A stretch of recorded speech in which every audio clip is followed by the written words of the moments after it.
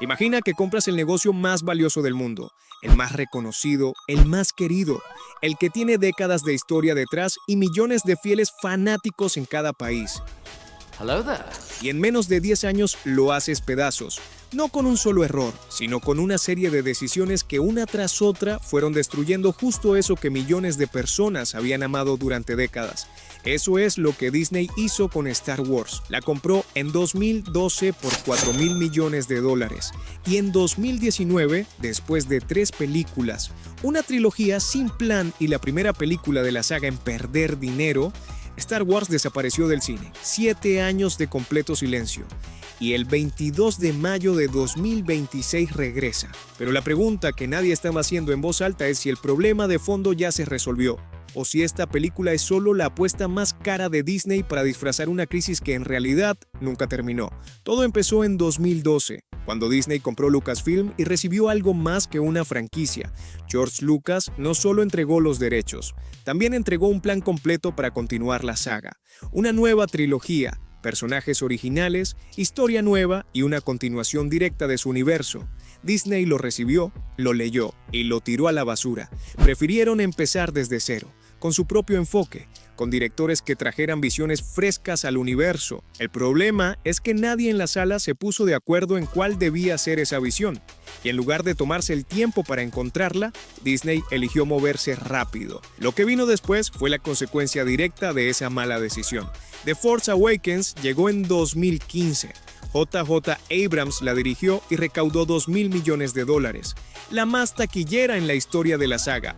Pero Abrams construyó la historia como una caja llena de preguntas sin responder. ¿Quién es Rey? ¿De dónde viene Snoke? ¿Cuál es el plan real del villano? Y se la pasó al siguiente director sin responder ninguna. Rian Johnson tomó esa caja, la abrió y en lugar de responder las preguntas que el público llevaba 2 años esperando, las ignoró frente a todos. Rey no era nadie, Snoke murió sin explicación y Luke Skywalker, el héroe que muchos esperaron durante décadas, volvió como un hombre derrotado, amargado y casi irreconocible. Ahí no solo cambió la historia, cambió la relación entre Star Wars y su propio público. El resultado, 42% de audiencia en Rotten Tomatoes, más de 100,000 firmas pidiendo que rehicieran la película. El fandom dividido en dos como no había ocurrido en 4 décadas de historia de la franquicia. Y sobre ese caos, Abrams tuvo que volver para cerrar la trilogía, la tarea más difícil que puede existir. Terminar una historia que nunca tuvo inicio planificado. El emperador Palpatine regresó sin que nada lo hubiera anticipado. El director original de la tercera película, Colin Trevorrow, fue despedido. Abrams llegó con meses de retraso. The Rise of Skywalker cerró con 51% de audiencia en Rotten Tomatoes, el peor resultado en la historia de la saga principal. Y después de eso, Disney no anunció nada más para los cines. Antes de seguir, no olvides suscribirte y activar la campanita, porque lo que viene ahora no es la explicación que Disney quiso vender, es la parte que preferiría no explicar. La versión oficial fue simple: fatiga de Star Wars. El público necesitaba un descanso, una pausa estratégica, pero los estudios no congelan franquicias de $1,000 millones porque el público esté cansado. Claro que no, las congelan cuando algo salió mal. En 2018 llegó Solo, a Star Wars Story, y en teoría era una apuesta segura. Era Star Wars, era Han Solo, era uno de los personajes más queridos de toda la saga. Pero ni eso alcanzó. La película costó $275 millones. Disney gastó otros 150 millones en marketing. Y aún así, solo recaudó 393 millones.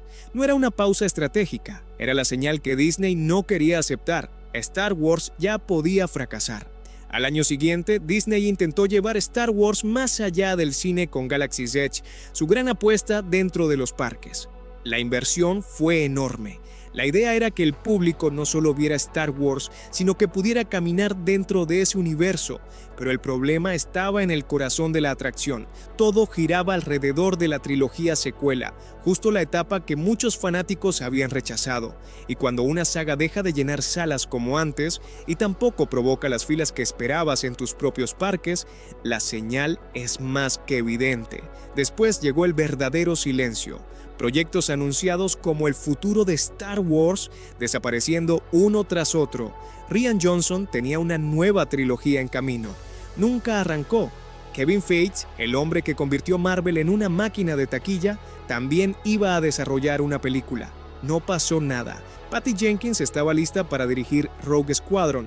También se vino abajo. El propio Bob Iger lo admitió en una llamada con inversores en noviembre de 2019. Habían puesto en el mercado todo demasiado rápido. Lo dijo después del desastre, no antes. En 2025, Kathleen Kennedy, 12 años al frente de Lucasfilm, dejó el cargo. Dave Filoni, creador de The Clone Wars y co-creador de The Mandalorian, fue nombrado presidente. El silencio no fue una estrategia, fue el tiempo que necesitó Disney para admitir que había destruido todo. Mientras Disney quemaba proyectos, algo que nadie había pedido salvó la franquicia. The Mandalorian llegó a Disney Plus en noviembre de 2019, el mismo mes en que Rise of Skywalker llegó a los cines. Jon Favreau y Dave Filoni la crearon sin conexión con la trilogía secuela, con personajes nuevos, con el tono del Star Wars original, aventura real, consecuencias reales, historias que terminaban, y con Grogu, Baby Yoda, un personaje que en cuestión de días se convirtió en el más querido de la franquicia en décadas.